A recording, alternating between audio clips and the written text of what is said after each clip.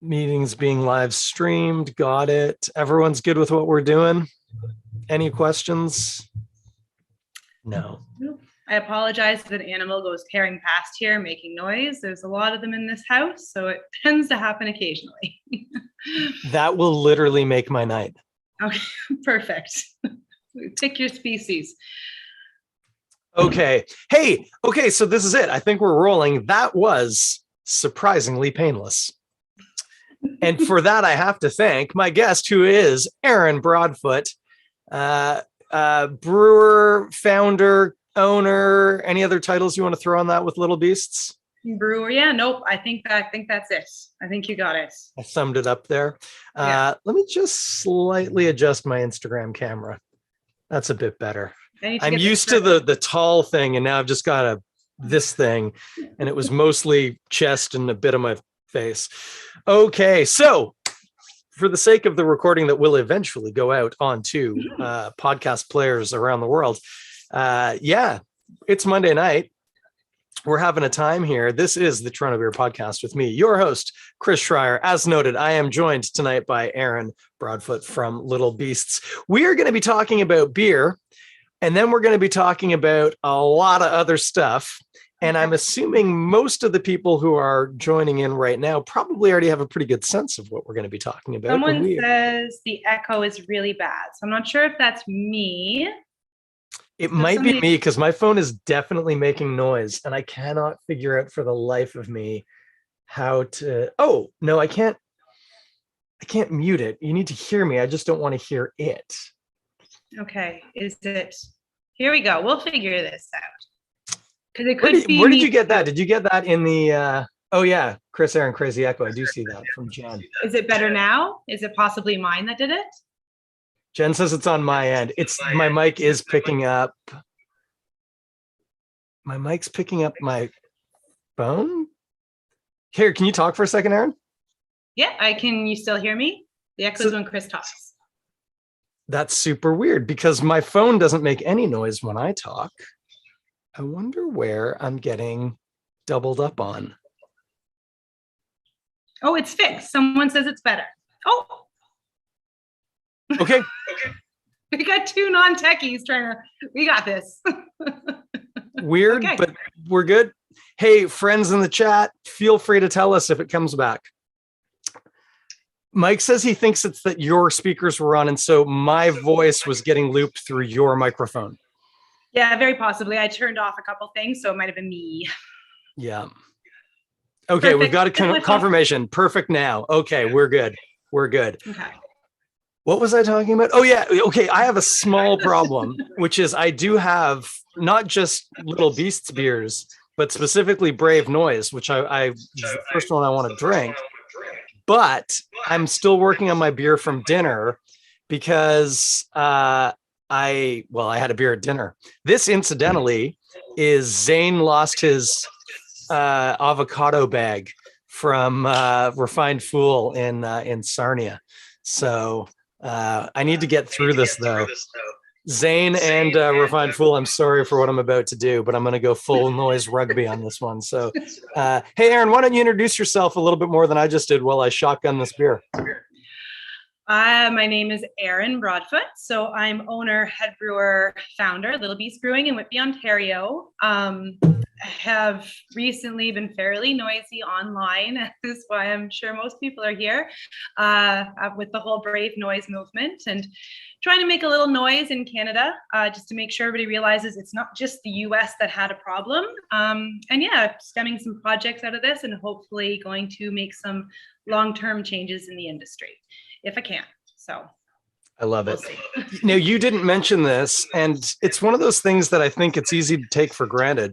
But the reason why you could do this is you had a scope, you had a reach, you had a soapbox, if you will.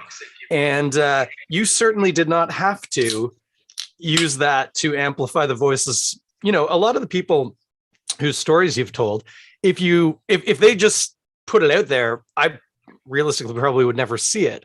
And a lot of people who probably wouldn't have, but because you were willing to make use of that scope, that loud horn, no, what's the word I'm looking for? Bullhorn that you had. it made a, I say it made a real difference. That remains to be seen, but I can't imagine that it isn't going to be making a difference. It's early days yet.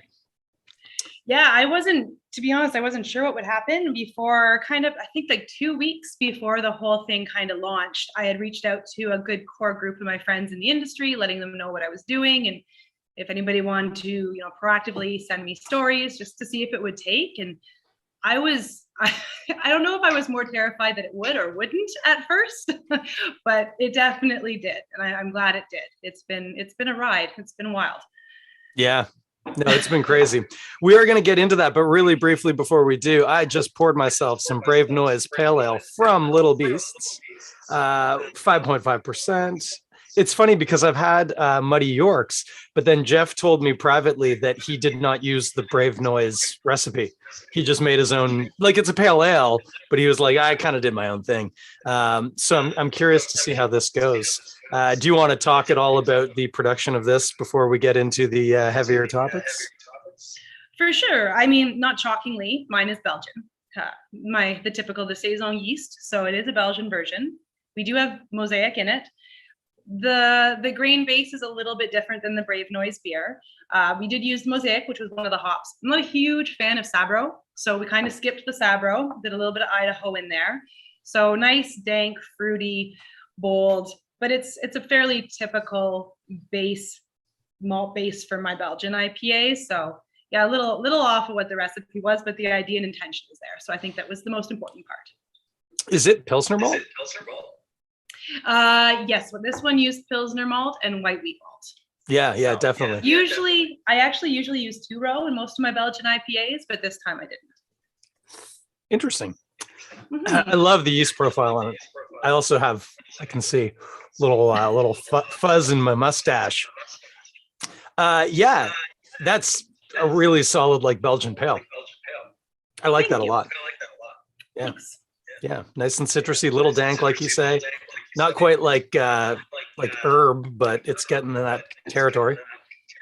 Yeah, and I love the saison yeast, the diastatic yeast with hops. They just do really nice things, create some great flavors, and the hop lasts longer with the diastatic yeast. So it's one of my favorite things to do is big hoppy Belgian. So this was perfect. It was nice to play with. Do you ever do biotransformation with the Belgian yeast? Is that, I have no idea. This is like a total, I'm just asking here. I never do like the drop the hops in at full blown Krausen because I don't want the disaster. But you do, just by nature of the diastatic yeast cleaving the hops differently, you do get some different effects when you do add the hops to it. So you do get a biotransformation of sorts. Yeah. That actually makes a lot of sense. And also, I hadn't even considered, but yeah, if you dropped any particulate into a Belgian ferment, it would just... Yeah. I was about to say, Kevin, you ever do that? Kevin, don't unmute yet. Don't worry. We got some people on the Zoom call with us that are probably going to end up... Kevin's nodding. He's experienced this. He's had to get an intern to mop up a brewery floor in his day. This is fantastic. So this is available right now at Little Beasts, I assume. Yep, Little Beasts. A lot of our bottle shops are picking it up. I know Boston Nova did. I think Old Galt did. There's a number of places that are, and of course, yeah, straight from the brewery. So no LCBO, none of that from us. So. Yep, and you also obviously do ordering because that's how mine came to me. So anywhere in Ontario, or are you limited to Golden Horseshoe or? Pretty much. We ship with small batch. They do most areas. There's a few remote areas they don't do, but for the most part, it's $15 flat rate, and it reaches most areas. So, sweet. Yeah, it's very good. Are you drinking anything at the moment? I'm drinking the same one. I'm doing Brave Noise. Nice. Yeah. Nice. I got some more. I do have more Brave Noise, but I'm going to also probably get into some other stuff. Erin very kindly sent me a couple of delightful things. Sent you a few things. Yeah, it might be a long call. If we get through all of it, I'm going to be a bloody mess, but that's a whole other story. It's almost like a challenge. Oh, I don't think that's a challenge. I think it's a threat. Okay, here, I'm going to have a quick sip. I normally talk about food. We're not going to do that. We don't have enough time tonight because we're going to be here for a while talking about a lot of stuff. So I am going to, Mike Chowns, my buddy out in Saskatchewan's drinking his home brewed Brave Noise. So that's a good call. I like that. So Erin is on the show tonight. I think most of you already know why, as we discussed, but just in case, we discussed it earlier. You mentioned it. Erin has been, we say, amplifying, resharing stories of intolerance, abuse, like violence in some horrible cases that people have experienced within the broader beer scene, be that working at breweries, working at bars and restaurants, etc. As I said, giving an opportunity for these stories to be shared in a way that a lot of people are going to see it, as opposed to maybe a few. And I think you mentioned it while I was shotgunning that beer, that this was done previously in the States. And I think, as you probably alluded to and felt, one of the most disheartening things about that was while that was happening, the user's is at Rat Magnet. She did the same sort of thing. I felt like that went on for well over a week or two of just dozens of stories a day. And the constant refrain in this area was, that's awful. And those experiences are just, beyond the pale, but we don't have that here. It was a little bit like, do you remember years ago, the guy who was the leader of, I think was it Iran or Saudi Arabia? Ahmadinejad was asked about what he was doing to support LGBTQ issues in his country. And he said, oh no, we don't have that there. They're just a statistical anomaly. There are no gay people there. It doesn't exist. That was the exact same response we had in Canada was, oh, that's terrible, but we don't have that here. So yeah, you've been working to, I don't want to say disprove that. That isn't maybe quite the right spirit, but working to amplify that. So let me throw over to you, because this part's going to be a little interviewy maybe. Obviously, I know you've had a ton of stories that you can't share, and that's not what I'm looking for here. But what would you say is the most surprising thing that you've come across doing this? We call this a lob in the industry. I think the most surprising thing is still how surprised everybody was. Obviously, I launched forth and did this because I realized people out here kept saying that it's not an issue, but just the amount of shock in the back end of my DMs, especially from people who were close to the industry, who I just assumed wouldn't be so shocked. The amount of it was shocking. And I think, I knew the volume coming into this, but you still register it in a whole different way when you're having the conversations. And for the most part, every single person that sends a message, you don't want to just be like, okay, perfect and on, boom, and send it out the door. You kind of want to talk for a minute, or, whatever they're going through comes through. And it was a monumental amount. I think I was more worried it would just flop, and I could not believe the amount of time I was spending on my phone. Like, thank God for the guys I work with. The day that I was brewing and resharing stories, I was a disaster, running around the brewery, dropping things, everything was flooding. They're chasing me, cleaning up behind me. So yeah, it's been an experience. I wasn't sure how to get across here, and I was on a little email thread with a chat with Ren a lot, and then I reached out to Ash, who kind of led the Brave Noise thing with Brienne, and I got in a thread with all of them and kind of said, I think we need to show people out here that's a problem. And I think because if we're going to engage people and actually get change to happen, people need to know why that change needs to happen. And I think they had total faith in it being an issue, but I think they were also a little doubtful, will this launch, will it be as bad? And then everybody saw it just go nuts. And it's mostly Ontario based. So it's so hard because Canada's so small. So it's very hard. Ontario is kind of the easiest area to share from because it's the highest density, I guess. Maybe just as much in BC, but the reach hasn't come in quite as much. But yeah, it's been crazy, and all right around where I am, which is great. Yeah, no, it's absolutely, it's true.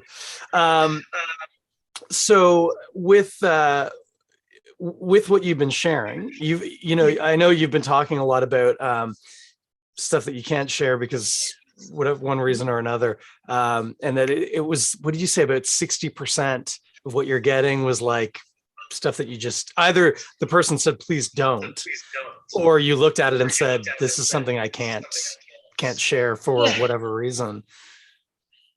For the most part, I mean, now I'm probably getting 80% I can't share. Like at first it was, probably 70-30, you can share, 30 you can't. And as we're getting deeper and deeper and more people are realizing, okay, I want you to know what the issues here are in case there's action or something happens, but I'll be so identifiable.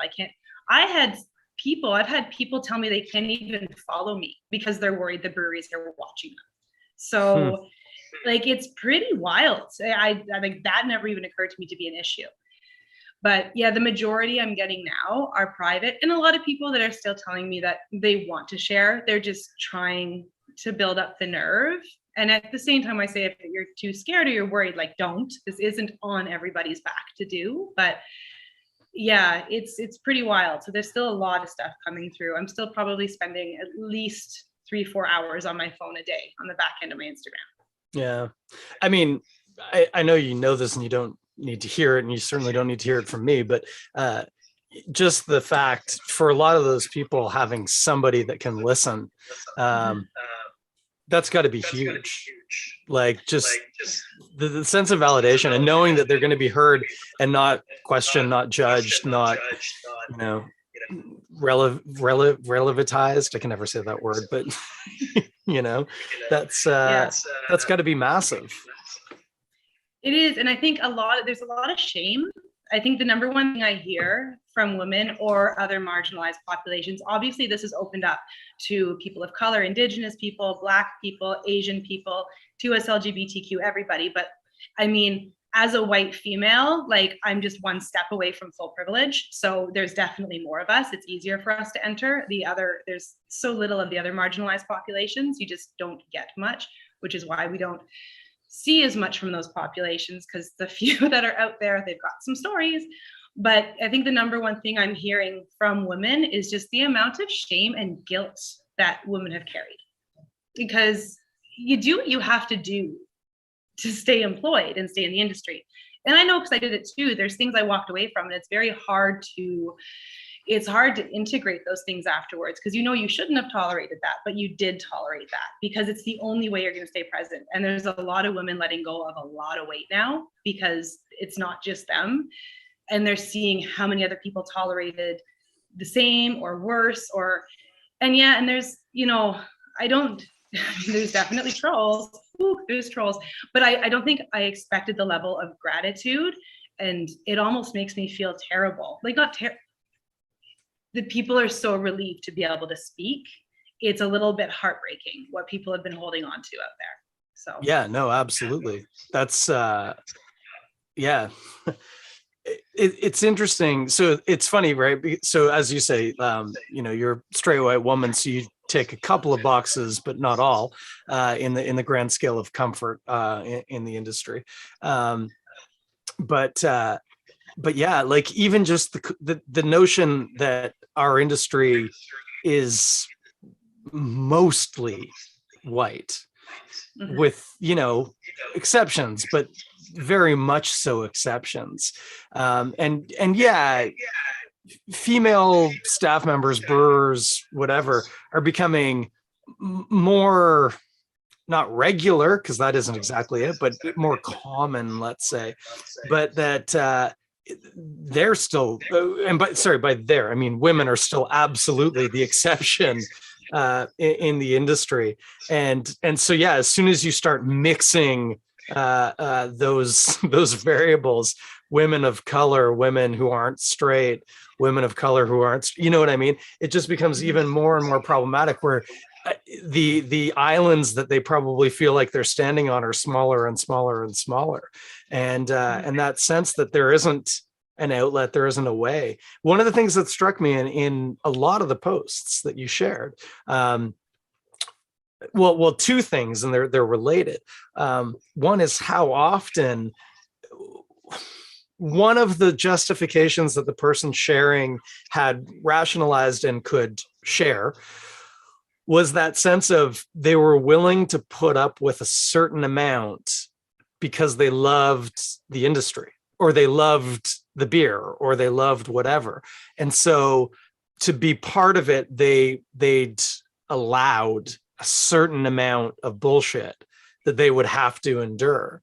And then the flip to that is, and there are a number of them, and again, maybe more that we don't see, where the punchline of the story is, and that's why I left the industry.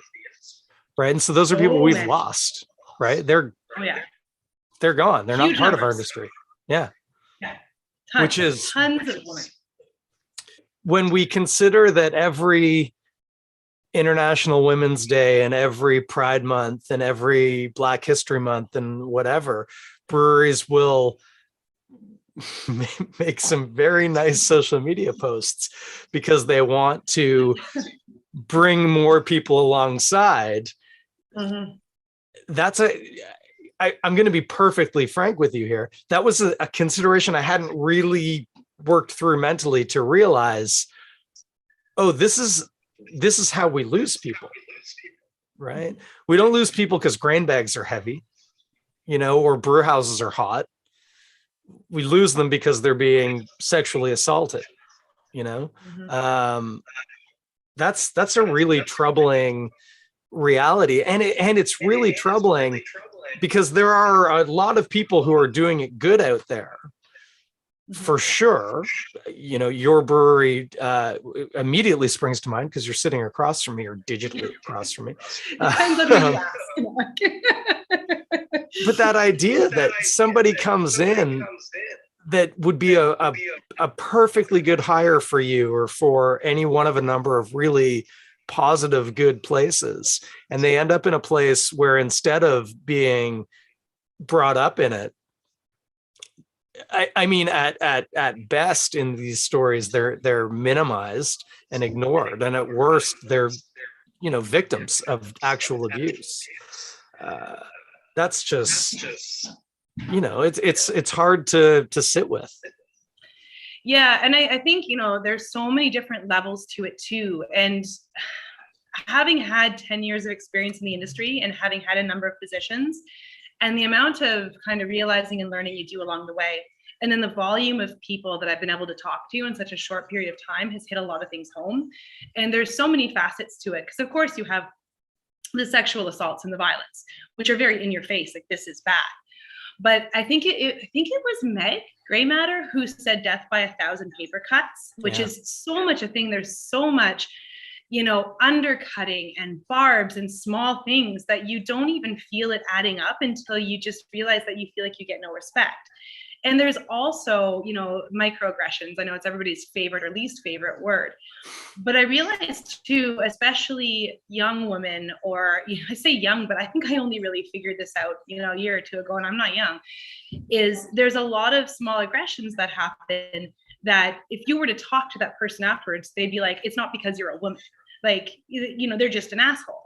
But it's 100% aggravated by gender. And people don't even realize they're doing it. And so the problem becomes, you can't even go back to these brewery owners or managers and say, here's where you need to do better, because they just look at you and they're like, but we're fine. You were rude, or there's these differentials that go on that make it very complicated to address. And if you keep talking about it and you keep trying to prove your point, well, then you're irritating, or then you're too sensitive, or then you're too emotional.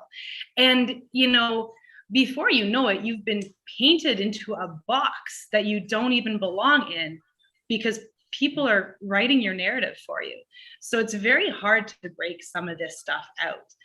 I kind of went on a little tangent there because I got so many things running through my head after the few weeks of doing this. But but this is actually really good, because you remember we said we're going to just go with the flow tonight. And I feel like you just very nicely segued me to be able to say, so I know, because I saw some text today, and I know that this wasn't without intent, let's say, that you're not just going to be sharing stories on your Instagram going forward, you've got some other ideas. And if you're willing, and this is an appropriate moment, why don't you bring us alongside on what you're thinking, what your next steps in the next weeks and months are going to be. And then I think we will, you know what, I'm just going to say, after you're done that, let's unmute our friends here on Zoom and let's just start talking. And if you are on Instagram and or YouTube and you want to throw a question in, the Instagram questions fly by real quick, but I'm going to try and start paying attention right now and also kind of keep an ear on Erin. But if you want to put questions, however, wherever, we'll endeavor to tackle them. I do already have some stock ones ready, but why don't you talk a little bit about what your next steps are? For sure. And I'm willing to answer any questions. I'm kind of an open book here, and I know people have a lot of questions. And so, even before Brienne, Rat Magnet, kind of launched her thing that started incidentally, I knew I wanted to do something for women in the industry. I knew I wanted an initiative. I knew I wanted to do something to create more safety. But it was such an abstract and crazy concept. I couldn't wrap my head around how to do it. And even right up to kind of launching this initiative, because I don't know what else to call it, I didn't have a really solid idea. I just had an idea of what I wanted. And I think as I've gone through the last few weeks, and I can really clearly see now where the problems are, how the problems happen, kind of where they sit. I can see how they start, because I could go on forever about how this happens in the back end and how everything starts mapping itself out. It's crazy. So first in March, and I cannot take the majority credit for this, Queens of Craft, an amazing, because this is the other thing too, right? Organizations can be whatever they want to be. They can paint themselves with whatever brush they want. But there's a very big difference between action and performatism. So Queens of Craft has always been amazing for not being performative. They get things done. They're amazing people coming out of a brewery that's doing amazing work. And they approached me as this was kind of all unfolding and said, this is kind of something we'd like to do. We'd like to do some workshops, kind of help people. Do you want to get in on board with this? And I said, yeah. So I'm working with them and Jensen, who is, I wrote it out, Sexual Crisis Center. She's supports education.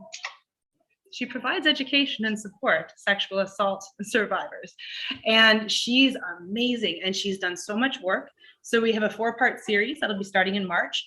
There'll be one part of the workshop will be on supporting trauma and how to respond to it. One part on allyship. And we're going to have a panel, some wonderful people, and kind of teaching people how they can be better allies. Because I get asked that a lot in the back end. What should I do? What can I do? We're also doing one on bystander intervention training, because I don't know if anybody's done Hollaback. It's amazing, the whole bystander intervention. We're not doing it with Hollaback this time, but great stuff to know. And then a workshop to help management understand how to better work with sexual harassment and assault in the workplace. Because I realized the biggest thing through this is you've got a small industry with small businesses being able to report, being able to get help, and then being able to provide help is a huge issue, because there's just so many issues in there. So we'll be doing that.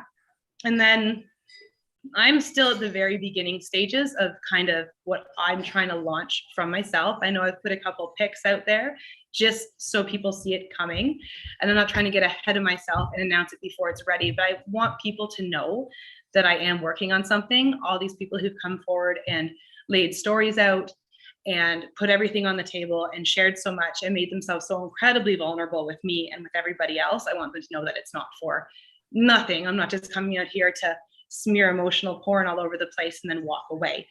So I'm hoping to build a type of safety network through the industry that will encourage accountability and work in breweries, will help provide information to consumers to know where they're safe, who has a code of conduct, who adheres to their code of conduct, what work and training has gone on at different breweries to help ensure that, these policies are being followed, available toolkits, things like that. And then I'm hoping to have kind of an industry-only access that will help women, Black people, Asian people, any marginalized population communicate with each other to find safe spaces and to be able to find accountability amongst one another. So I'm biting off a chunk here. So I'm trying to figure out how to make it work. And, I've always got Ren on the other side, who has become, my other half through this. I can't say enough wonderful things about that woman. And she's been doing this pretty much all on her own for how freaking long out here. So yeah, I'm sorting through this and hoping, and if everything goes the way I'd like, I will have my own little not-for-profit at some point to be able to provide more help within the industry. So we'll see. I got to keep running my brewery too. So, you got to keep the home fires burning. Yeah, but I'm passionate about it. And I think, sorry, my kids are going to bed, so they're all doing the parade in front of me to say goodnight. I thought I could hear children. I thought it was mine. I was like, are mine over there? They should be in bed. I live in an old farmhouse, so it's like this one giant open space. So the idea of quiet or solitude is pretty much a non-matter out here.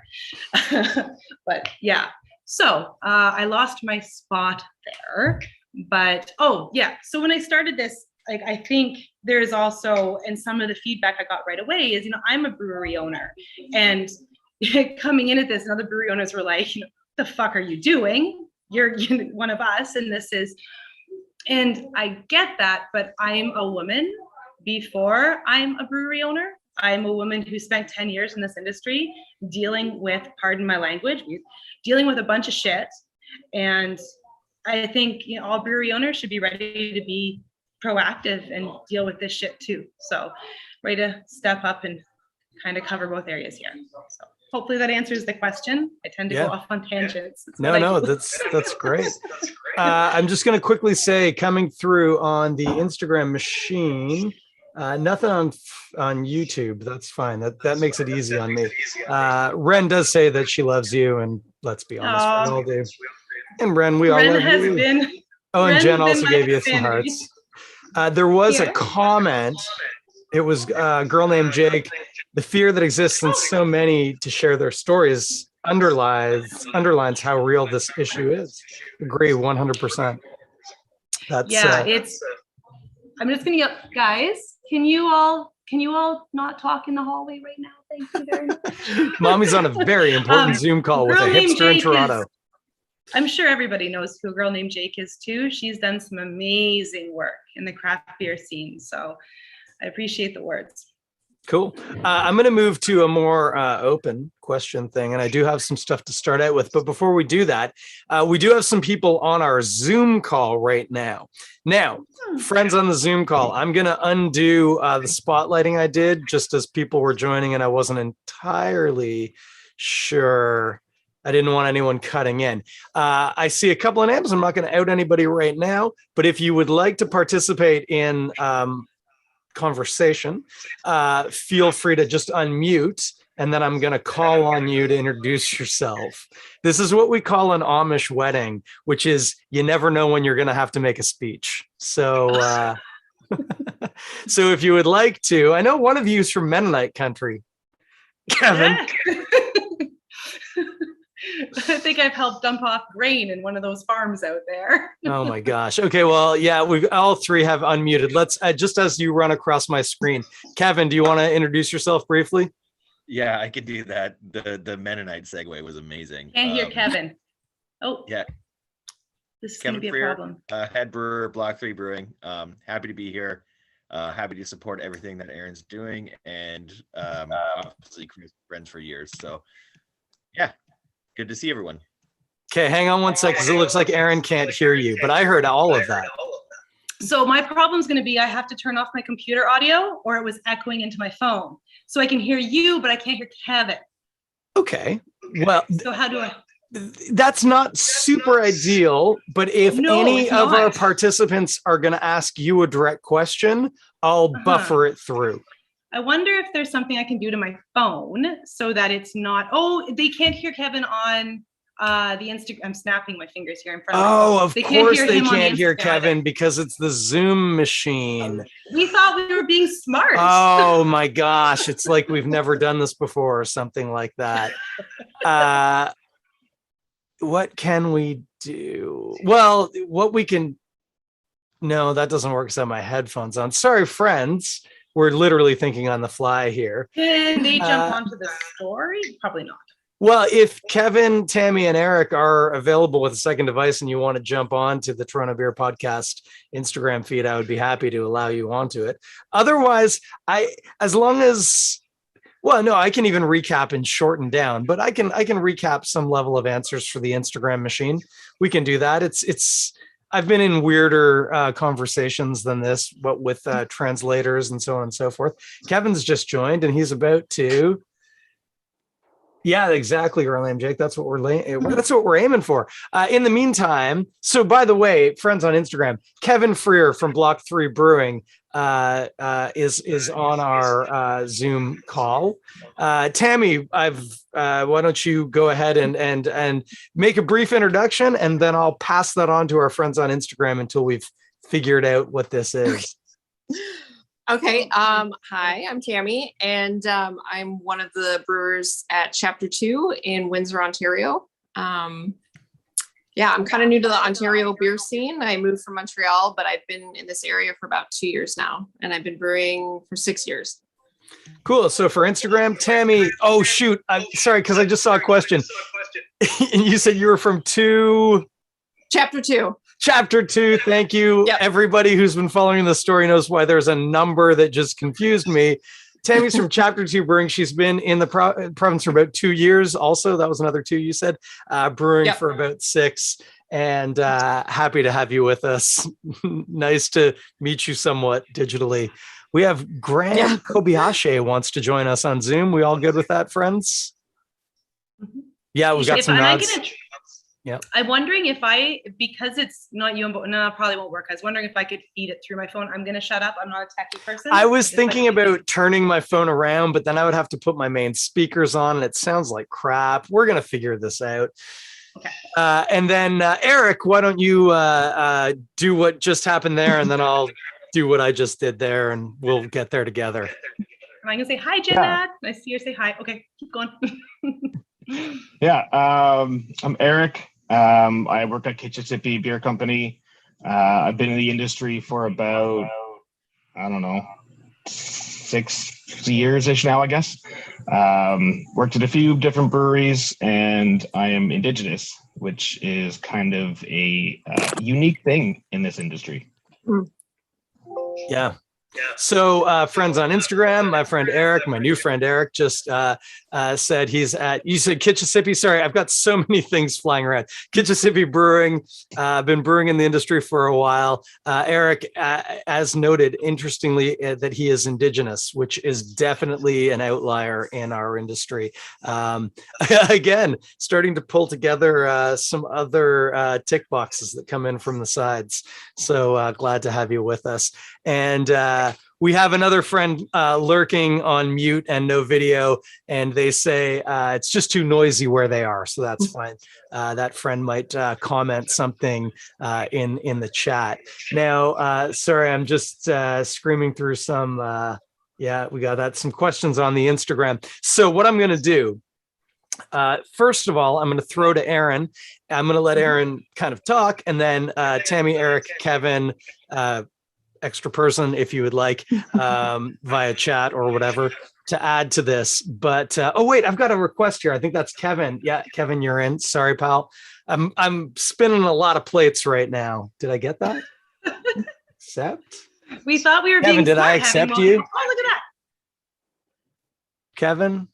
He's there. Oh yeah, there you are. Okay, so now Kevin's joined us. One less person that I have to do that for. So that's all good. Okay, so the first question, I can't remember who this is from, and I'm literally doing it from memory because, of course, what I always do is I leave these things on my phone, and then I can't use my phone because it's doing the Instagram thing. But the question was basically this. When we talk about these problems that exist, the way the question was worded, and I'm not going to editorialize on it too much, was who is this up to really to fix? Is this an issue for management and ownership at breweries? And there is a B part to the question, but I'm going to just let you work on the A part, and then we'll throw the B part in and see if you get to the B part in the answer anyway. I think there's two parts to that, or two answers to that first part.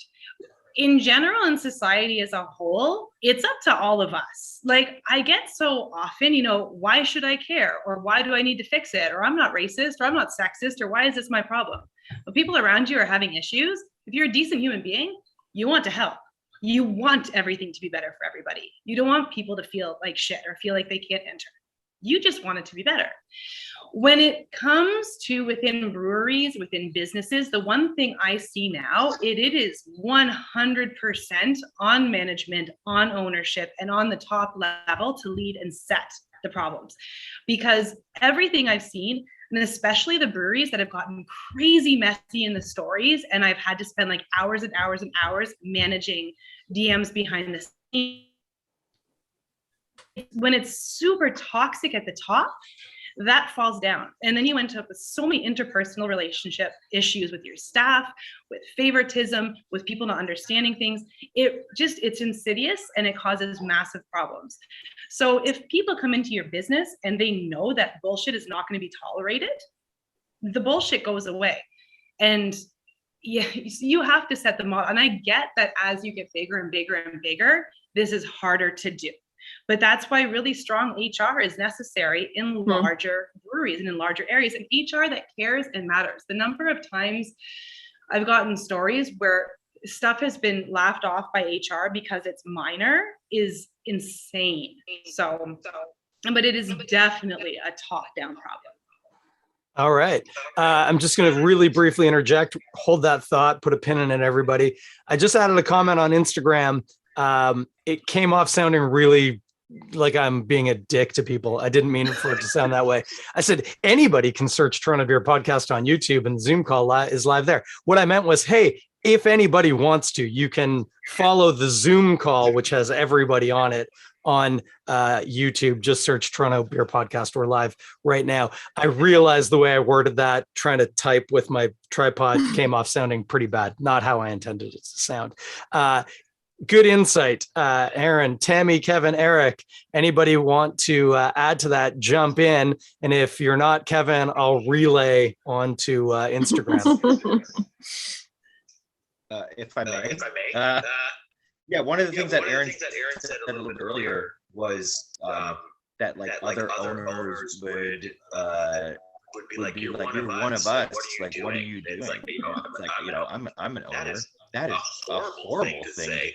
Like it's not like this. It is this like boys club, but it shouldn't be this boys club, right? Mm-hmm. So yeah, that kind of managing a workplace, not even just in terms of misogyny, sexism, racism, things like that, but even just like a good work environment and stuff. It comes from the top down, like shit, breathe, shit, like. And the owner should definitely put in stone, like, this is how we're gonna run this place, and this is how it's gonna be. There's no slipping because, hey, this guy's really good, but he's also like a giant shithead. Like I don't know. He's only a little salty. Yeah, he's just a little bit. Like I don't know why people make these gray lines in the sand. Like no one's that fucking good. Like it's beer. It's pretty fucking easy to make. I don't know why people think that you can't just replace this dude or some other woman or whatever, right? Mm-hmm. Yep. Tammy, Eric, anything you want to add? Feel free not to. You don't have to. Yeah. Sorry, go ahead. Oh, okay. I mean, I kind of agree with, what Erin said. And as soon as she said it, I thought that's what I'm thinking. I've talked with a lot of men and they'll say things like, oh, well, I would never do that. Or I've never heard of that happening. My friends aren't like that. And I think, well, that doesn't mean it's not happening. And now that you're hearing about it from someone that's experienced it, you should look out for it and try to shut it down. And then on the flip side too, it's, in my opinion, it's management, and you have to lead by example, and you're the ones that are supposed to be there and be setting the standard for your employees. And, you have a code of conduct, and, you have a culture that you're trying to create for your business. And, you know, it's like, if you don't care, or if you ignore things, people are going to find out. And again, you know, they're going to quit, or they're going to, you know, tell everyone that they know. And it just makes you feel kind of like, as an employee, you know, you go to your management with your problems, or, you know, experiences that you've had, and they, like you said too, Erin, they just kind of make you feel like you're crazy. You know, it just makes everyone feel like, you know, worthless, more or less. So I definitely think it's a management thing. Yeah. Thank you, Tammy. Eric, I'm going to get to you in just 1 second. I'm going to point out, we've had some comments on Instagram. Because of something happening with somebody's speaker somewhere, they can hear the Zoom call, but that's great. Just leave it alone. I think there's a bit of an echo, but I think it's audible. If it's not you, it's not so bad. So if I turn my volume on, it crosses over a little bit. Okay. There you go. Fantastic. We're working with that. Eric, before I know you have something you want to say about this. This is just a quick aside. And so you don't need to worry. We're going to get right back to what you're talking about. I've lost the comment now. Oh, there it is. Original Hopster says, they're just here for the rock beer collab. I'm assuming that's a Block 3 Little Beast. I'm gonna make Kevin's literally dying right now. Beer. Literally Kevin dying. knows. There's one thing you can't make him make. It's a smoky beer. Eric, do you want to talk a little bit? I was going to say, who's to blame? We're all to blame, but who needs to be working to make this better? Yeah, no, it's for me, it's definitely a management level thing. It has to come from up top and down to the people who are managing the day-to-day brewery operations and stuff like that. It's difficult to see, as a person working in a brewery, that, you know, this person isn't pulling their weight, and you go and you express it to your manager, and your manager goes, "Oh no, it's fine. Don't worry about it. That guy's fine." And then you go, "Okay, but this is the 5th time I've told you." And then if you want to go above that person, all of a sudden you're now in trouble from that person for having gone above that person, for not reporting. And, you know, it's a lot of small business issues of just not understanding structure and having proper training in place for people who probably haven't had much managerial experience in the past. So unfortunately, you know, it's great. It's all well and good if you are, you know, one of one, maybe even one of two. But as soon as you get more people involved, there should be training. There should definitely be managerial training in place for people to understand how to deal with the personal interactions between people, because you're not going to get along with everyone you work with, nor should you have to. You should just have to be able to work together. Yeah, no, I agree with that entirely. That's yeah. It's funny how a sensible grown-up opinion like that actually came off as seeming unusually exceptional right now in our current world. You don't have to like everybody that you work with. The B part to the question, and nobody got there, and that's not a knock against any of you. And again, I think I'm just trying to remember everybody, but most of you are working in fairly smaller context breweries. But the B part of the question was, is there a role here for a union? Whether it's, by the way, now I am editorializing. The question was just, is there a role for a union? Whether that's sort of a broader union that people can opt to join, whether that's a union for specific breweries or whatever. What do you guys think? Is that something that could help? And I'm saying that as a unionized worker who has not entirely good feelings about the people who take $80 a month from me. Just putting that out there. My opinion on this. So I don't know a ton. I've never worked a unionized job, so I don't know a ton about the inner workings of unions. But as like thinking of a union as a body that regulates, ensures safety, ensures proper workplace treatment, 100%. Some type of body to help protect workers could 100% used in this industry. I would like to think that everybody who owns a small brewery is a decent enough human to just want to be a decent boss on their own. I think I'm good to my staff. You know, I've tried to sit down through this and talk to the guys on my team and be like, if something happens, come to me. I don't care if it's me, like keep the dialogue going and try to make sure things are fair. But not everything's perfect. And the way I see people being treated in this industry, and if you go beyond just gender and marginalized population issues, there is so much abuse in this, from free labor to, you know, crappy wages to unpaid overtime to dangerously breweries that don't have a WSIB. You know, we're cool, we're fucking cowboys that are flying by the seat of their pants doing the dumbest shit. So there needs to be something in this industry, because I'm surprised more people haven't died. Like, yeah, totally. Tammy, Kevin, Eric, anyone, just jump on in, feel free. I think it would be interesting to see how it would work, but I also just wonder, like, would it be more localized? You know, like, because I know there is talk right now about this idea, and I can't remember what they're calling it, but I've talked about it with my fellow brewer, and I just wonder, you know, if it's like Canada wide, how does that help us really directly where I am? You know, is it going to be more local? And then does everyone where I am have to join? You know, it's kind of a small community where I am anyway, so people tend to help each other out. But in the terms of, like, you know, better pay, fair pay, you know, all that kind of thing, like, I wonder how that would work. Yeah, and I want to add to that too, I think on a similar line of thought, sorry, me again here, but there are so many groups, so many bodies, so many different organizations in beer that are supposed to help something, I'm sure, and not to be super inflammatory. OCB. What are most of them doing? Sorry, I gotta catch my throat. Like, at this point, like, I don't even care anymore. Yeah, there's so many performative organizations out there that aren't protecting anything. So how do you make these organizations effective when they're put in place?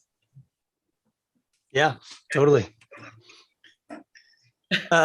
Kevin or Eric, if you want to jump in. If not, I'm going to crack another beer. We do have some comments floating in across Instagram, but I can multitask poorly. Yeah, I got a quick one. I'll jump in if you don't mind. Kevin, you're still muted on Zoom, buddy, but go ahead and unmute and then jump in there. I could hear you via the Instagram feed, but I couldn't hear you via the Zoom feed. Yeah, so I mean, like obviously, I'm management, I'm owner. The union thing doesn't particularly apply to me, but I'm not against it. I've been doing this for 11 years now, and I've been seeing some real crazy shit for a long time. But to echo kind of what Tammy said and what Erin said, like, we're small. Like, how is this going to affect us? You know, I have 5 full-time employees, right? 2 of which are in production. Like, what exactly is this going to change about their day-to-day life? I like to think that every brewery owner is going to be good, but obviously from the last couple of weeks of Instagram stories, they really aren't. So yeah, we got a lot of work to do, and maybe union is the way to do that. I don't know. I've never actually worked in a union, so I'm open to suggestions and I'm open to the conversation. So I'm looking forward to seeing what comes out of that. And yeah. I feel like if we can use a safety network to show which breweries are truly safe to work at and which ones truly care about their employees, then maybe if we can put that on display, the best people will go to the best places. So you choke out the places that aren't dealing with their employees right. Maybe that sounds a bit harsh, but there's some big differentials. And when you watch the stories that have come up through the past while, I mean, nobody's perfect. Somebody could nail me for something, like, sure. And if they did, you know, I'd own up and you talk about it, right? We've all made mistakes. So knowing how to apologize for your mistakes is number one, but there's a good handful of breweries that haven't come up. And then there's a bunch that have come up, you know, so yeah. Well, now, so 2 things. We did have a question about that. Erin, I've asked you a question in the chat that maybe you just answered. Oh no, no. Oh, Jen, do you, here's what I'm going to do. I'm going to read out that answer. And in the meantime, can you just check? I just sent you a DM in the chat on Zoom about a potential participant. For friends who are watching at home, obviously, Erin, DM in the chat. In the chat, it didn't go to the whole chat. It just went to you. It'll just be in your chat stream on Zoom. There it is. You don't have to answer it loud. You can even just give me a thumbs up or a thumbs down. We are obviously being cautious because a lot of people would rather not have us talk about this. So we're just making sure that the people who are participating are people who aren't just there to throw shit and break shit. So in the meantime, we do have a participant who I'm just going to leave as a friend of ours who's in the Zoom. And they have said, and I'm going to quote here, that they're pro-union. The only workplace where I haven't been treated like garbage, at least some of the time, was a unionized shop. It wasn't a brewery, but it was an industrialized, male-dominated environment. Not so sure the owner-led approach is the answer. Workers need more power. Not sure how to get there or what the best tactic is. But I don't have a ton of trust left in brewery owners to do the right thing when the public's not looking. No offense, brewery owners. No, that's fair. Oh, sorry. And at the very bottom, Jen says, you can say my name, by the way. Thanks, Jen. That's our friend, Jen. To Jen's point, I always joke, but it's not a joke. Part of the reason I opened a brewery is because if I didn't open my own brewery, I would have left the industry because I was sick of the bullshit. So, sorry, I know you can all hear my obnoxiously loud keyboard here, but I'm just typing an answer to Erin. Yeah, it's interesting. So as noted, I work for Canada Post. I think some people watching know that, but for those who don't, I work at Canada Post. It's a very unionized environment, and the union does some stuff fairly well and does a lot of stuff really badly. That doesn't mean that my personal experience with a unionized environment translates to all unionized environments. That's just my own environment.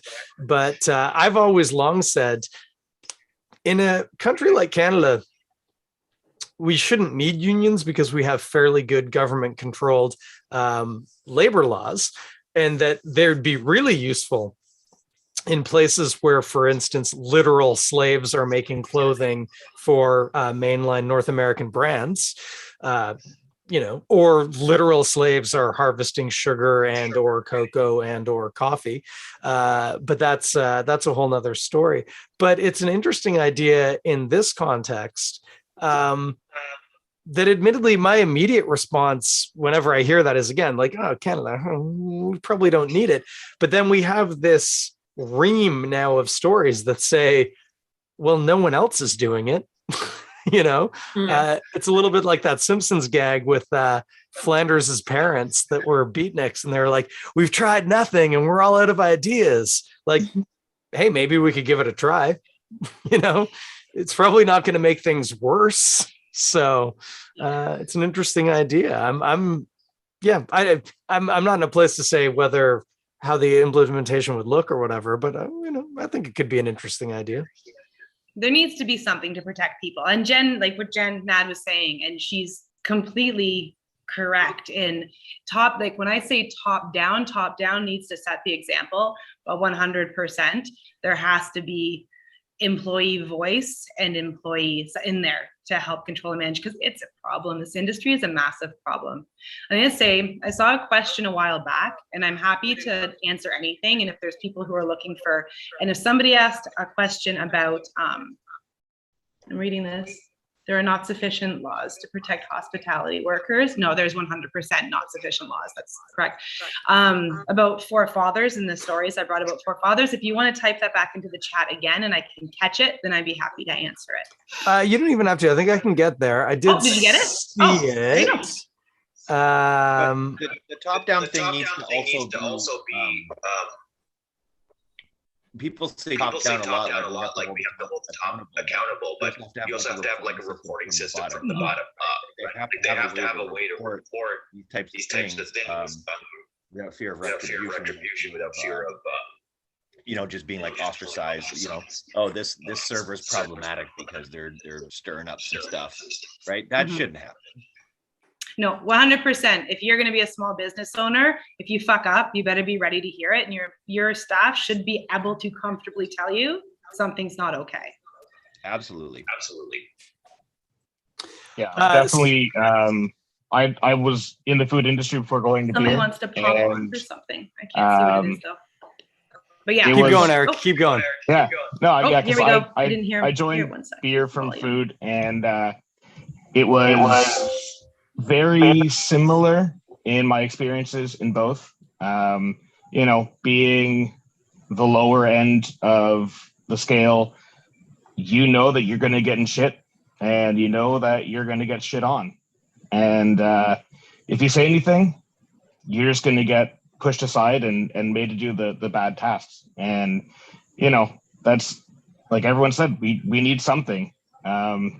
This industry is a fun one. It could be a great one, but right now, unfortunately, like it feels so similar to the food industry where you just know that if you say anything, they'll let you go. You're replaceable. You're just a warm body, and they'll find someone who will come in and do it for cheaper. Yeah. I was literally told once when I was complaining at a brewery that if I really didn't like it, I could leave and they'd find somebody else and replace me for 10 cents an hour. Like, yeah. Yeah. I'm just sorry. There we go. Just putting a comment up there. Yeah. I think one of the biggest problems is we all have this idea that like this is like a really good feel good industry and we're all buddies and everybody cares about each other and stuff. And that almost is a way of knocking the legs out of any complaint before you get it. Because immediately you can be like, well, come on, we're all a family, right? And that's that doesn't honor the fact that like, yeah, okay, but you know what? Sometimes my mom really gets my goat. And sometimes we have to have some hard conversations. By the way, I don't think my mom's watching, but Mom, if you are, I do love you to the moon and back. Sometimes you do some stuff and I feel like, hey, we have to have a conversation about this. We've had them. It's not comfortable for any of us. But that's one of the problems when you work in these really small, okay, cool. A really small business, really small industry is there's a real sense of like, oh, we're all in this together. Like you can't have a problem with me because I'm on your team. We're all we're doing the same thing. Kevin is given a go ahead. We do have a problem. So on Instagram, we're kind of flipping between mediums here. Big Willie Beer, sorry, on Instagram, I've been sort of marginalizing you a little bit here. The problem, Big Willie Beer, is if you're on Instagram, nobody on Zoom can hear you and nobody on the podcast will hear you. You'll only be audible on the Instagram thing. And while I was admittedly using that to compartmentalize you in case you were a troll, also, that's why I haven't done it yet. I've just accepted you into the call now. I think you should be popping up any second, but now we're going to have to do this in reverse where I'm going to have to take what he says on Instagram and pass it up to the Zoom. So Big Willie Beer has now joined us on Instagram. And again, apologies. I hope you understand where we're coming from, but go ahead, say what you're going to say, and then I'll pass it up to the Zoom. Sounds good. All good. Everybody can hear me? Mm-hmm. Yeah. Okay. Nice to meet you. My name's Scott Willard. That fellow that's kind of above me, Kevin, I'm lucky to call a friend. Good man. Kevin and I actually spoke quite a bit about this stuff last week at Block 3. I am a brewery owner / brewer new to the game. Schooner Street Brewery in Waterloo is where we're going to be located. I came from, well, I worked in unionized facilities for 30 plus years. You go to work, you do your job, you don't cause trouble, it's all good. My big thing is, so I actually just quit my job after 13 years to get into the brewing industry because I was doing it as a hobby, talking about it, writing about it. But I left my job of 13 years, which was a municipal job that paid well, was unionized, great benefits, but a toxic work environment. The place I worked, I'm telling you right now, systemic racism is alive and well, and it's painful, it's horrible, and I couldn't take it anymore. There's more to life than money. I followed my passion. I want to get into brewing, get into the beer industry. The biggest thing for me is I'm going to educate myself, my staff, on what you can do and cannot do. Because what's going on is completely unacceptable. So I put myself into a position where I own something now and I can control it, and hopefully I can control it and educate my staff along the way. So I appreciate everything you've done, Erin, and yeah. So that's kind of my 2 cents, I guess. I've heard some great stories back too, by the way. So it's always nice when you hear good stories at this point. That was absolutely. It's funny, actually. I think we've had some similar experiences in life. And again, my apologies for not throwing you up sooner, but there's a lot of people who want to say some things that we just don't want to have on this podcast. The gist of what Big Willie Beer on Instagram was saying was that he'd spent time in a unionized environment. It wasn't great. A lot of racism, a lot of problems, has started a craft brewery and is working hard to educate staff about being, I don't even know how to say this, good people, like just not being giant assholes to people. Did I summarize that? Well, pretty much. Why do people have to be assholes? I just don't get it. Yeah, it makes no sense. And I think the biggest thing is to own your own small business. You almost feel like you're entitled to do whatever the hell you want to whoever is there, which is completely wrong. Yeah, that's a good thing I'm going to pass up, is that for the observation, a lot of people who own a small business feel like it gives them like license to do whatever they want to the people who work for them, because they're sort of like the, again, putting words in your mouth here, but like they're the emperor, they're the king, they get to make their own call. And that's a cultural problem, and it's absolutely prevalent in a lot of places, but definitely. And again, earlier we were talking in the context of unionization, working for very small companies, and I was saying that whole idea, hey, we're all friends, we're all family. The flip to that is also the, hey, I gave you a job, man. Like, I'm the guy who did the thing for you, so you can't complain about what I do. You owe me, you know. And that's as much of a problem. You talk. Yeah. That's as much of a problem. As Ren said earlier, if there's one thing we've come to learn, it's the "we're a family" is a giant red flag sometimes. Oh my gosh, I know. I will there are never, a lot of families ever, I don't want ever to be say part it. of. I worked somewhere that was actually run by a family. And it was, I gotta unmute you. Where's my mute? Wait, who's muted? Tammy, I think, was talking. I'm muted. There we She's go. good. She's good. Okay, never mind.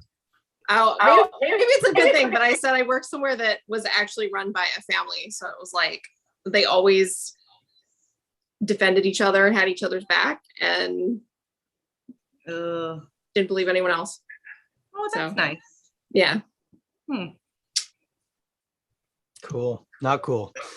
Yeah. I'm just scrolling through Instagram trying to make sure we haven't missed anything. Just Emzor says, just pay your employees adequately and provide development opportunities. I don't know the context that comment came in on.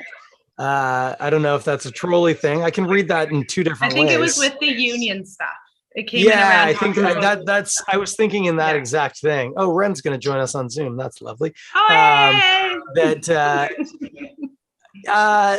Yeah, from the context of unionization, just pay your employees adequately and provide development opportunities. And Oh, they've said more. Most brewery owners are in debt at the start, but the unfortunate part is that the staff of the brewery feel the debt most because they have to cut corners.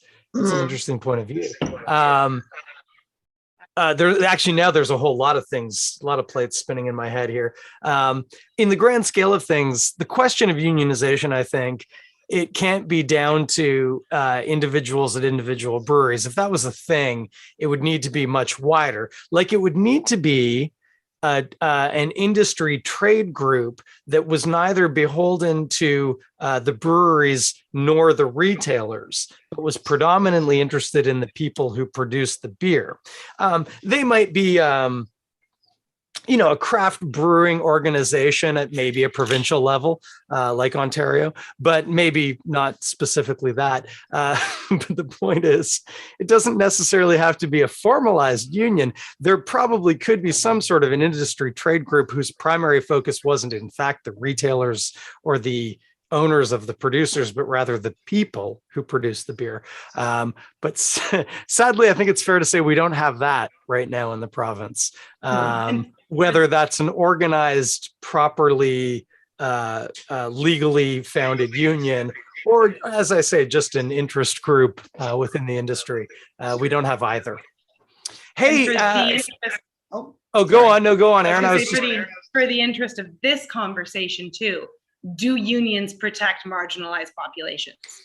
And that's, because we need a better industry, but we also really need to start protecting our marginalized populations to bring more in.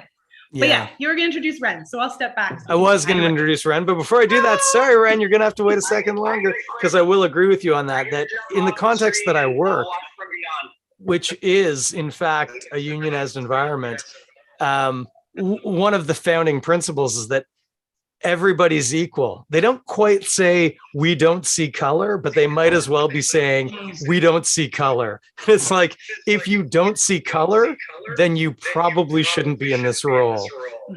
Because we need to, because there's a lot of people who you would see need to be supported that you're intentionally ignoring on the grounds of, oh, sorry, I don't see color. Not cool.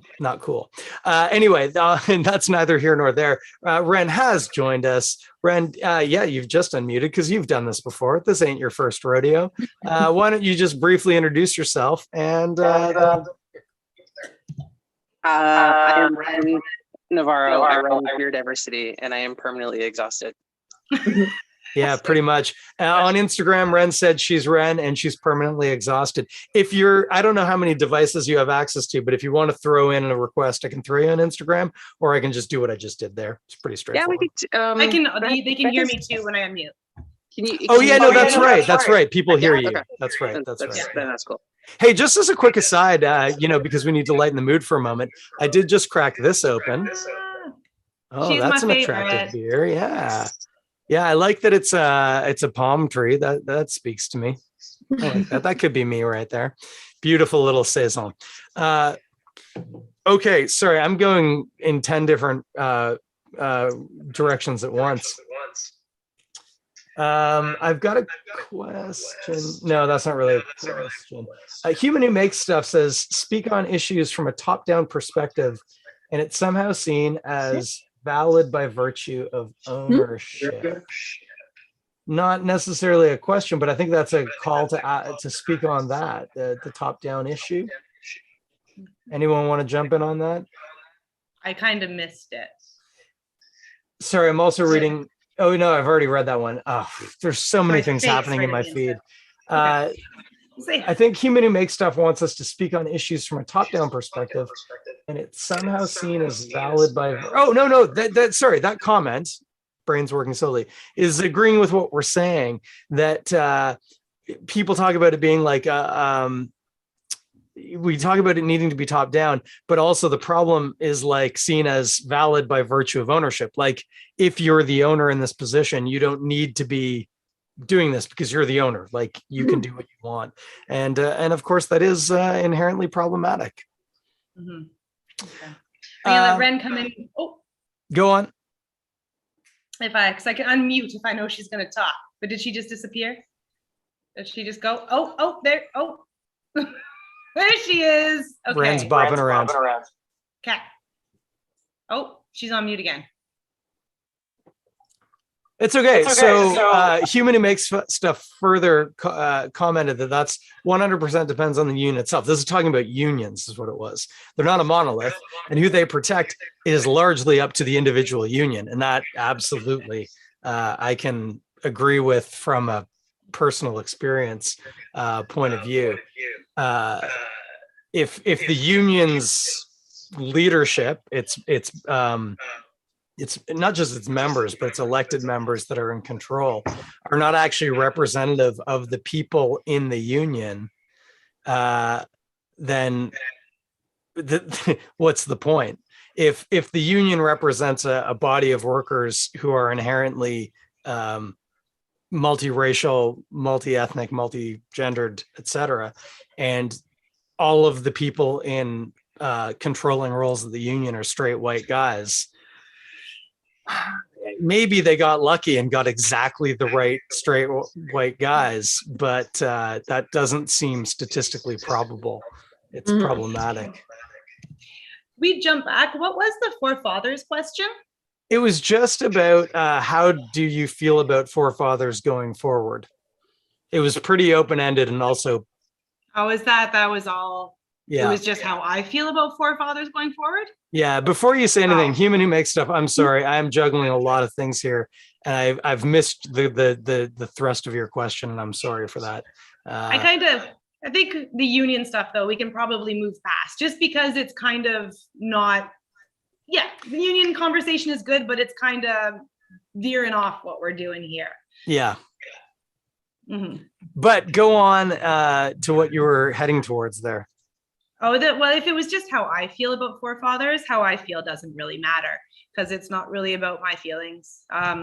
It's about if they can figure out what they're doing, and because clearly that was one of the stories where the staff was getting caught up in the crossfire and it started getting really ugly. And when it gets to that point, I don't really want to share stories anymore, because, they need to work on themselves. But yeah, my personal feelings about forefathers moving forward don't really matter here. I had an interesting thing, if I can jump in on it with that. And it's nothing to do with forefathers specifically, because personally, I'm not sure.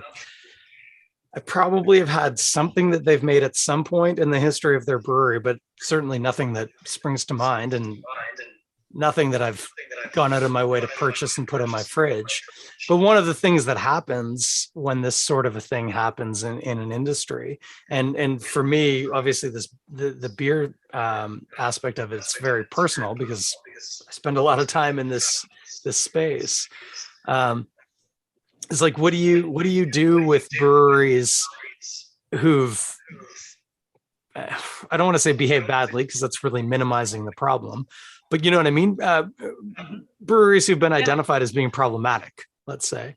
What do you do with that? I think there's a few. Oh, sorry. Oh, sorry. I was gonna say.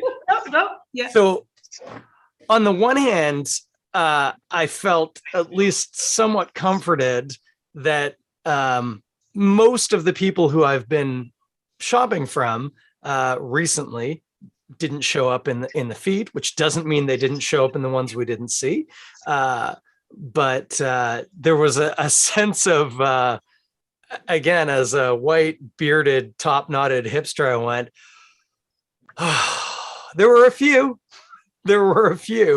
but on the whole, I thought, that's easier to deal with. And then I thought, but that's problematic, because what that roots back to is it's about my comfort and not about the impact that those breweries have had on other people's lives in like really awfully painful ways. But like, so what do you do with that idea? And what's interesting, to throw another barb, because we can, there was recently a post on Man Antler that subsequently had its comments disabled. And a lot of people were, I don't want to say piling on, because that's maybe minimizing the action and the bravery that it takes to speak out. But a lot of people were pointing out that this post did not necessarily accept responsibility in a real way, or deal with the actual problems presented. And I participated in that. I commented on it, calling them out. But what struck me was the number of people whose comments clearly indicated that their primary concern was that to accept the idea that that brewery was being really awful to some people would negatively impact their own comfort, right? Mm-hmm. So that same instinct that I had when I thought, oh, the brewery that I love didn't show up in the posts. That's the same energy, right? I probably wouldn't be so bloody minded as to make a public post defending said brewery should a post show up saying, no, they've done some pretty awful things and they don't deserve your patron. But at the same time, I thought, I actually kind of understand where those people are coming from, because they just happened to be on the wrong team. You know, they like and support a brewery that has done some terrible things, and their natural response is, oh, we've never had a problem. No one's ever grabbed my ass when I came into that brewery, so everything's fine. And in a way, I certainly don't support, I don't endorse that, but that's an understandable point of view. But like, as individuals, what are we supposed to do with this? And I do have an answer, but I think it'd be better to put it to the crowd. I think, you know, being conscious before you jump in on something, when you read something, before you automatically jump to defend, and this is the very nature of the problem, everybody out there is somebody else's friend. There's always someone ready to defend. So when someone speaks a story, before you jump to defend, you listen. And when someone speaks a story that starts with, he was found innocent of sexual assault, stop to consider how difficult it is to be found guilty. And to this particular story, I have not engaged with social media on breweries' posts because I don't want to destroy businesses. I want people to find accountability. I did engage with this post. I knew them personally. I know the victims. I've spoken to every ex-employee. I know the full story. So I responded. And on that post, the people that responded in defense, I have spoken to some of them since. One of them was one of my suppliers. He no longer is. And another one runs some festivals around here. He acknowledged that he shouldn't have jumped to, before I even approached him, that he shouldn't have jumped to defend, that he's done his research. He realized he was in the wrong. His actions, he showed accountability, he deleted his support, and he learned a lesson that hopefully carries forward. My vendor did not, so I'm finding new vendors now. But yeah, before you look at, if you're looking at somebody who's putting out a statement of dismissal, and we didn't really do this, and an apology that ends in, please stop being mean to us, before you jump to defend them, do your research.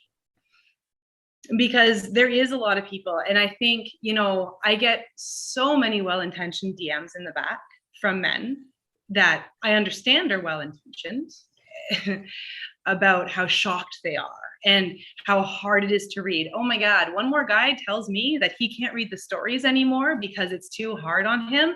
That's great. We all lived it, and we're still reading the stories. So I really don't want to hear that your mental health can't handle this feed.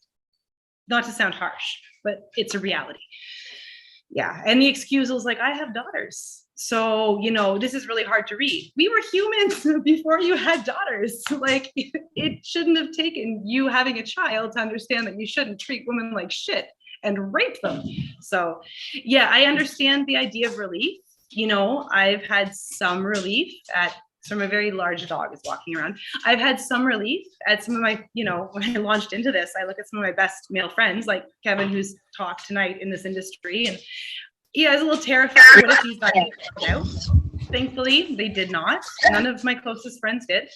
But I did have to write a story about, well, I did have to write a story about one person, and it broke my heart, because you don't want to see the people you care about. But it happens. So you can be disappointed, but own that disappointment. Yeah. Anyone else? Tammy, Kevin, Ren, Jen, anyone want to jump in? Ren, yeah, you don't even have to throw your hand up. Just unmute, girl. Go on. I was just trying to be And you polite. here too. That's nice. I'm sorry. I am, yeah, just like what Erin was saying, like the amount of dudes who were like, my wife, my daughters, and it's like, so because you have women who are directly in your lives, suddenly you're like, oh shit, I should be concerned. And I think that part of it, having talked to Erin, I mean, I talk to Erin all the time anyway, but we've been talking a lot all day, every day. And the amount of people who are kind of that like faux shocked of things. And think of the people who aren't shocked. Like you talk to your, your women friends, your underrepresented friends, and we all are like, this has always been. I mean, I've been in this industry in some way, shape, or form for 10 years, and none of this is new. And, I gave a few stories when Erin started doing it just to kind of help her with her numbers and be like, yeah, here's a story. But I have a lot of stories that I can't give because I was the only Black female sales rep in Ontario for like ever. And I don't think I've ever been replaced. Please tell me I'm wrong. I want someone to be like, actually, the only 2 Black women I know that are in a front facing role are in tap rooms. And I know them both and I'm really good friends with both of them. But yeah, I can't tell stories because I worked at breweries where I was like employee number 3 or employee number 10 or employee number 2. So it's like, I've got a bunch of stories and I've got a bunch of breweries that they've improved or they've tried to improve. And then there are breweries where I'm like, I would gladly be the first person to strike the match to burn you down to the ground because you're performative as anything. And I think you're terrible. And God, I hope someone else can tell a story about you because you've got your head held way too high. And I think that, the people who message and for people who are listening to this podcast, don't message Erin and tell her she's so great and so strong to be doing this. You should be doing this too. And you're an asshole if you message her to be like, you're so strong. And I'm not talking about the people who have stories. I'm talking about the people who don't like to get their hands dirty. And there are a lot of people out there right now who are just like, girl power, isn't this so great? Erin's doing all this stuff. And it's like, you know what? You should be there with her. You don't have to be as outspoken, but you better be like a step behind her. Because if you're not, like, shit, I'm watching you. And there are friends of mine who I'm like, I am super disappointed in you because you talk about how hard it is to be a woman, how hard it is to be a hashtag woman, whatever. And you are doing nothing. Hashtags don't save lives. Yep. They don't. Hey, really quickly, I'm going to jump in. Oh, Tammy, I just saw you unmute. Actually, no. Okay, so here's what we're going to do. I'm going to go to Tammy. You're going to speak. I just want to say really briefly towards the Instagram machine, Human Who Makes Stuff. I got you. I've read your messages and I'm going to 100% put those into words in a second. We're just going to follow this flow, but I'm definitely going to say that because your point is pretty fucking fantastic. But Tammy, go on, and then I'm going to jump in after you. I've been doing a lot of nodding here, and my husband's and he's nodding too. But almost like Ren said, like I've been the only whatever in certain places. So if I said anything, it would be like, well, bing, we know who that is. And if anyone's watching this, you probably know where I'm talking about. But I think with a lot of things, this is like, we can't be surprised, but we can still be disappointed. Like, this is not shocking to anybody. But it's still really disappointing that it's 2021. And I feel like, 2022, sorry. I see a lot of women write in these messages to Erin and they say, I can't believe I'm 25 and this is still happening, and I feel like, I'm like almost 40, like this has been my whole working life. And I feel like I can't believe we're still doing this, and my mom has these stories too. And, so it's really disappointing. And I've had a lot of the same experiences where men will say, I have daughters, I have sisters, whatever, or I'll write and I'll say, this is like my daily life. And they'll be like, I imagine that's really hard. And I'm like, how could you even imagine how difficult it is to be a woman? And I wouldn't even like, go too extreme, but it's like just physically like what we have to deal with. And it's like, we always have to be better almost than our male counterparts because we're dealing with a little bit more on the physical side as well. And so it's just like, and you can never complain and you can never, you know, like you said earlier, Erin, like be emotional or have feelings because then you're a certain type of person. And it's just, it's exhausting. And yeah, like Ren said, I feel like if you are working with a female, if you're a female or you're male or whatever you identify as, and you're working with people that are going through this, then you need to support them because it's like, it's really hard to be out here alone. And if I can, I would also like to speak to what Ren was saying and what Tammy was saying about, you know, being one of the only ones. I hope I didn't cut anybody off here. Did I? No, I didn't. Okay. There are breweries that I have stories about that if I met these people in a freaking dark room, I would lose my mind, that are not coming out at all because the breweries are small and nobody can tell their stories because everybody will immediately know who and where. And the stories I have heard enrage me, like goosebumps of anger. And it's so frustrating because you can't help the person. You can't do anything for them. If they leave their job, they may not find employment elsewhere. And you know they're sitting with this and it's awful, like awful. The stuff I know is awful. Anyways, just trying to reinforce kind of what's being said here. So. Yep. Okay, so now to amplify what Human Who Makes Stuff was actually trying to say. Okay. And I was reading into things and they've made it very clear. And their point is a good one. They're talking specifically about when we had, I've even forgotten his Instagram handle now, Big Willie Beer, on. Their point is that having somebody who just quit their day job and now owns a brewery with that experience is an example of how this industry sees ownership as inherently worthy of attention. The reality is the only qualification you need to own a brewery is access to capital. And that in this particular case, he just came on and talked about unions being bad because he'd been in a bad one. And saying like, hey, it'll be cool because I've been in a bad one. I know what it needs to be a good boss. And they say workers don't want to hear more promises. They just want to see that, the right bosses, they don't want to hear promises about how the right boss will fix everything.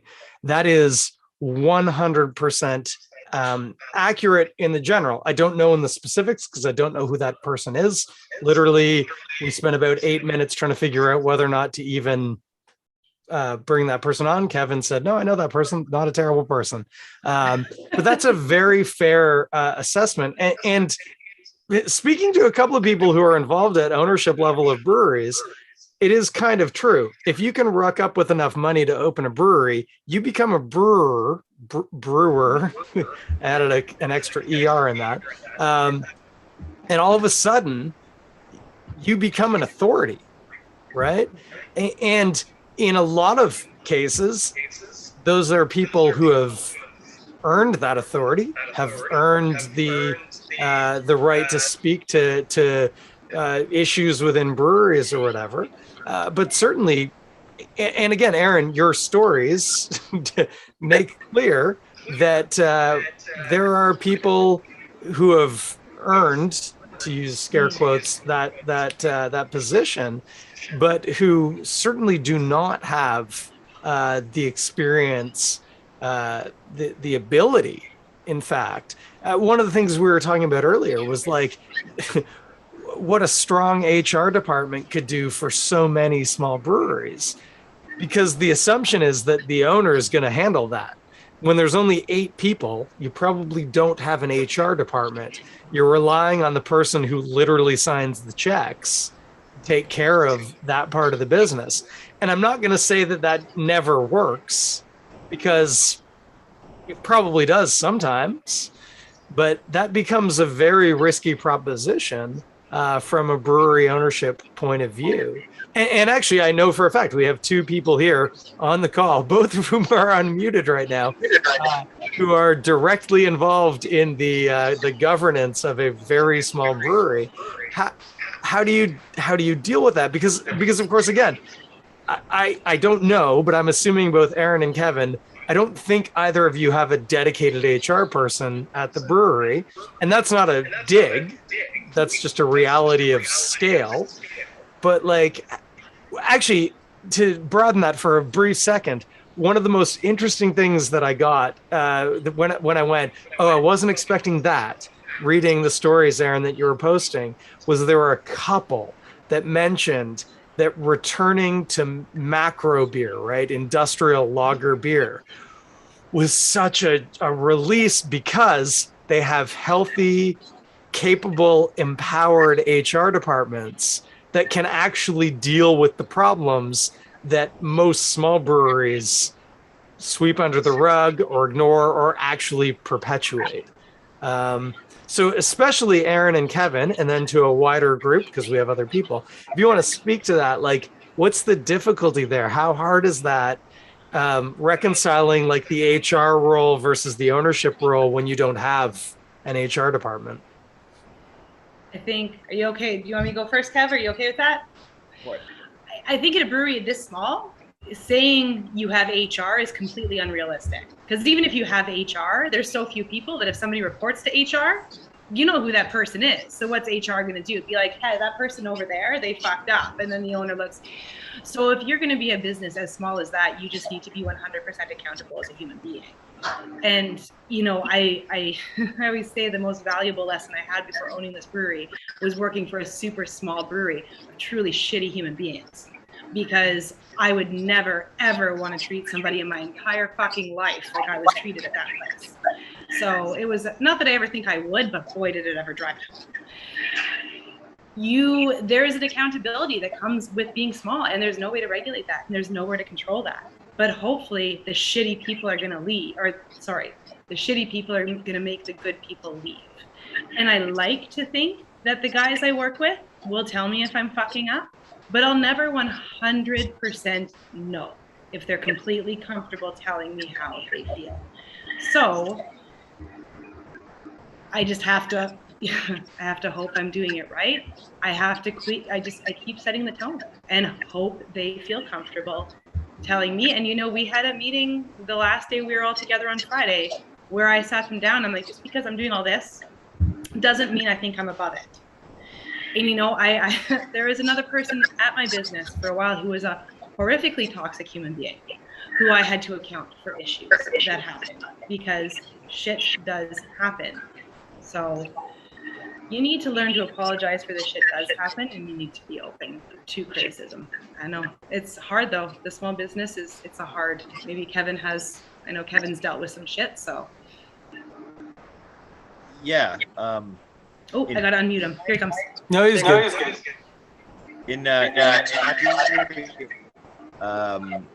HR generally exists in a company to protect the company against anything, right? Like they're managing human resources to make sure that everyone's taken care of and that the company is not going to get sued for doing something horribly illegal to their employees.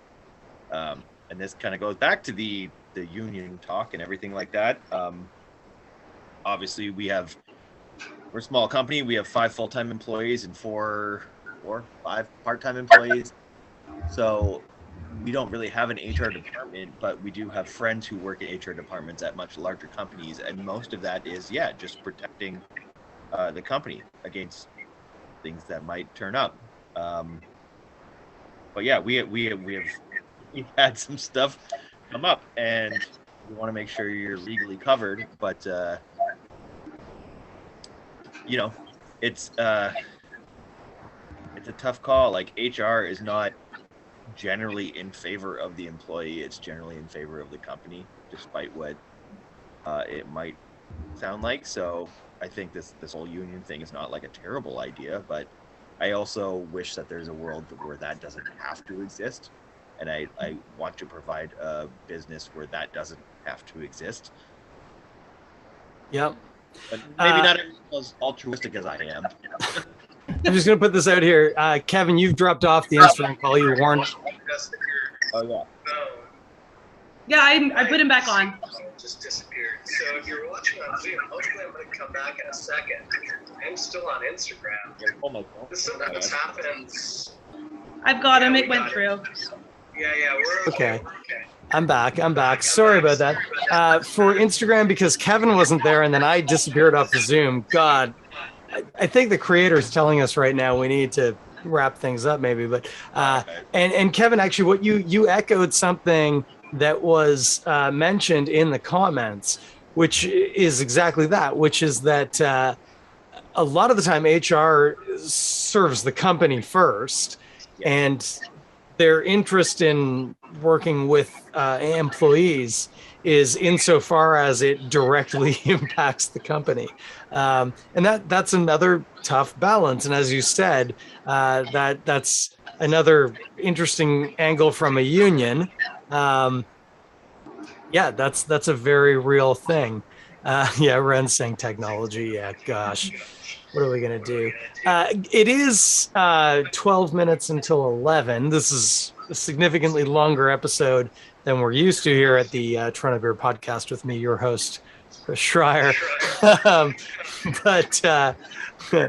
But what I think, I haven't seen. Human Who Makes Stuff, our friend, a friend of the pod, says HR has the same boss as every other worker. That is true. I will point out, just Emzor's pointed out, for smaller breweries, third-party HR companies are a great option for smaller breweries. So depending on your definition of small, that is a real potential. It's true, you can outsource some of that. I don't think I've missed any questions, and if I have, I'm sorry. It's kind of too late. What I'm going to do, I'm going to throw the floor open just for a minute to the people who've been participating on Zoom. If they want to say anything, add anything, etc. Otherwise, I think we should wrap up, not least because I do have to be up early tomorrow. But I have been happy to be hanging out and talking. And drinking this delicious beer, by the way, La Saison d'Être from Little Beasts, also available for order most places in the province, I'm told, by the person who puts it in the boxes. So you have to take her word for that. What I'm going to do, let's work sort of backwards. Jen, if you want to say anything, now is your moment. Kind of shaking your head, are you? Oh no, I didn't say more. I was. Oh, sorry. Hang on. I think I'm spotlighted. There you go. Go on. No, I kind of just jumped in. I'm a world-class lurker, and I spent most of the time lurking because I was in a brewery. I'm home now, and it's too late. No, it's been. I've been really appreciating what Erin's been doing, and this has been a conversation I think that a lot of us have been having behind the scenes for years and years and years. And it's, I hope this goes somewhere, and I hope we see some changes in the industry too, because I think that just in general, it's a dumpster fire for everybody. I think not just for women, and it's marginalized folks, and we don't have that conversation enough. I find that's one thing that just tends to happen a lot, is we just talk about like how it is for women, and we tend to forget about a lot of other segments that we don't see very much. And I think that's something we have to do better at. And I'm glad to see that things are changing a little bit. But yeah, I don't want to forget that, because that's something I definitely overlook, because I am incredibly self-absorbed as a human, and I just tend to filter it all through my own experience. But I think, yeah, if we kind of keep that in mind too, it's going to make things a little bit, maybe a little bit better in general. But I think these are all really, really good conversations, and I hope that they keep going. But yeah, sorry, I wish I could have been in this more with you guys. But maybe next time. We'll do it again. That's very good. I lost my Zoom call, but I'm still hearing me on Instagram. I was going to throw next to whoever was next to Jen in the call, but I think I'll just throw Kevin for the second. I can see even YouTube's having trouble with this. So keep talking. I don't know what's happening on work, but we're still here on Instagram. Kevin, if you want to say something, if you're still attached to Zoom. He is. We'll He's ready. Yeah. I know we can still hear you on Instagram, so go ahead. Oh, I was just gonna say, like, I can kind of hear the bleed here, man. It's everything's falling apart, much like the industry. We should probably just call this thing. I poured a Roche beer out for you, buddy. Oh, disgusting. But Jen, Nat, it's good to see you again. Yeah, it's been a while, eh? Oh, Jesus. I've been in the house 2 Good years. to see everyone here. There's been some good talk today. I enjoyed this a lot. Thank you. Okay. Nice one. You want me to, can you see? Do you want me to, you want me to throw it to the next person? I gotta go to bed. I gotta work. There we go. Anything, Ren? Oh, that was a throw to me. I was like, what? I think that if you're a person who really loves the industry and you're wondering what you can do because you're just like, oh shit, this is really heavy, vote with your dollars. Ask breweries what their plans are. Ask to see their value statements. Ask to see their code of conduct. Ask how they're following them. Ask how they're enforcing it. These are not big, heavy questions. They should be able to answer you in 30 seconds or less. I'm not asking you to put yourself in front of a runaway train. It's just, yeah, a lot of breweries made really good beer and they got called out. There are other breweries that make really great beer. So go visit them. And I think that, you know, what Erin is doing is absolutely fantastic. I think that it's a lot harder than people think it is. Because it's how hard can it be to get a bunch of terrible stories? It's really hard. If your feelings get hurt on the regular because your favorite beer isn't in stock, you wouldn't be able to do this. So thank you, Erin. We appreciate it. I'm back on Zoom. Tammy, if you want to unmute, if there's anything you want to add, say good night, goodbye, whatever. Yeah, I just want to say, so I'm actually an American in Canada, but when I saw this kind of happening last year, I thought, I wasn't surprised, but then I thought, you know, I wonder how Canada stands, you know, in this regard and how things are here. And I'm glad that this has come out and this has started, you know, and yeah, so I'm just like, I'm happy that this is happening. In my own personal area, I'm sort of trying to collect, I guess, women in fermentation and build a group. And, you know, we are going to participate in the Women's Day brew with Pink Boots. And my boss is really excited about doing like a Brave Noise brew. So I'm just trying to get, a group together so that we can, you know, promote the education and just show that, you know, we are here, you know, there are women and people of color in this industry. And I think this is a great place to start, and I'm getting a lot of great resources. So thank you. Sweet action, obviously. Yep. We missed Eric. Eric had to bow out, and I'm very thankful that he joined us for the part that he was able to. But Erin, any thoughts? In summary, yeah, so, you know, whoever's still hanging in, if I am still on the back end, my Instagram is going to stay as it is for as long as whatever this is. So I'm taking stories to share or as personal information I get also matters in terms of what I'm trying to build in the future. I don't want to just let this drop. I have goals to make this into something bigger. I plan to try my best to make this matter so people haven't shared with absolutely no purpose and intention because people have laid themselves out there. So it's still there. It's staying up. There's a future to this. I'm sure you all follow Beer Diversity. If you don't, follow her. A girl named Jake, not a girl named Jake. Girl named Jake also should be following. Women of the Bevolution, you should be following. Of course, Rat Magnet, get on top of it. The Brave Noise collab, if you have questions, hit them up, hit Ren up, hit me up. It's a great collab with a great purpose. Get a code of conduct up if you don't already have it. And yeah, I'm here for this. So hopefully, you know, we can push some change in this industry and make it better, because holy fuck, it's toxic as fuck. And Ren, I love you. That woman has kept me alive the last 3 weeks, let me tell you. That's good. I love that. So I'm going to wrap it up because I keep losing my Zoom feed, but I am back now. But while I've still got it, I think it's a good time to wrap it up. I appreciate everybody who joined me tonight. Appreciate all the questions and comments.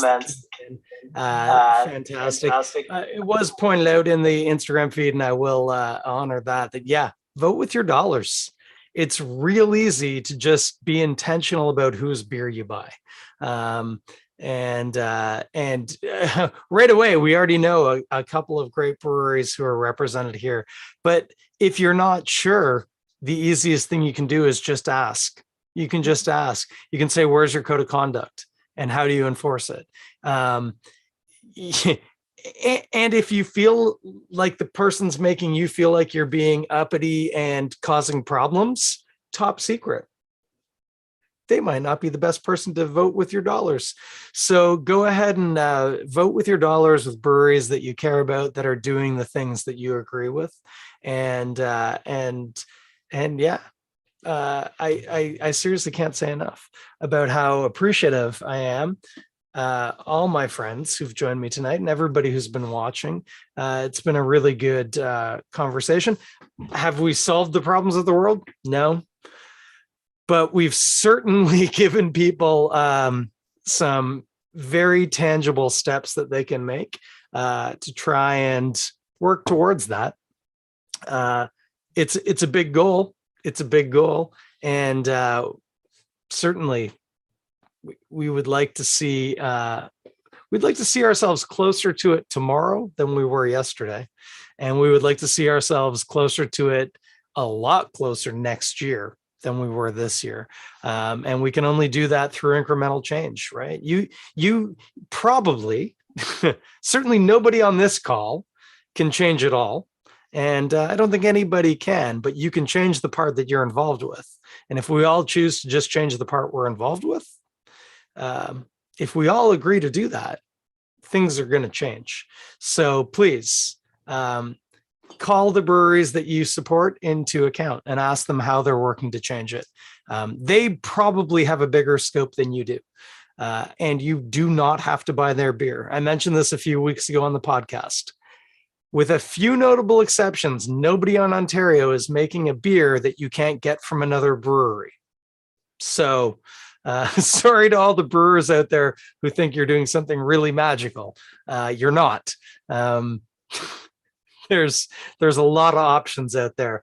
I think Ontario has more breweries than any other province in the country. BC might have us, but let's be honest, they're on the other side of the mountains. Yeah, we don't have to worry about that. You can vote with your dollars and still drink the beer you love. So please do that. As Erin mentioned, there are a bunch of people we need to be following. Here's the thing. If you are also a very white, very bearded hipster, one of the best things you can do is listen and sit with those stories. You probably can't fix them, but at the very least, you can listen and acknowledge that you've listened to those stories and say, I hear you. Don't try and solve the problems, because top secret, you probably can't. But listen, be willing to be uncomfortable with those stories, because they are terrible, uncomfortable stories.